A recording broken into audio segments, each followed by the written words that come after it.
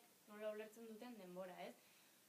Magik ulertzen den denbora, gure ikuspuntutik agian sinpleagoa da, baina askoz ederragoa, ez? Eta baita ere badauka, hori zenbatu daiteken denbora dela, eta orduan nire buruari galdetu nion nola irudikatu dezaket denbora hau, ez? Denbora berezia, eta orduan koloretako biribilak egin nituen, niretzat politak direlako, abstraktuak nolabait, baina baita ere zenbatu daitezkelako, eta magi bat da, geroz eta koloretako biribil gehiago eukitzen, ez? Eta hori da, pixkat historia irudiei dagokionez lotzen duena.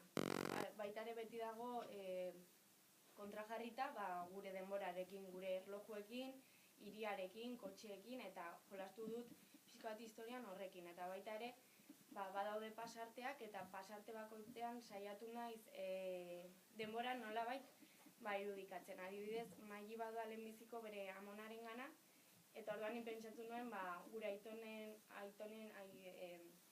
denbora nolakoa denez. Eta niretzat nire amonaren denbora bada naturarekin lotuagoa dagoen denbora. Eguraldiarekin, eguzkiarekin, eta orduan magiren amona ez dauka, erlojua dauka, baina ez da erloju mekanikoa, kuku bat dauka, ez? Eta orduan horrekin jolastu dut irudi guztietan.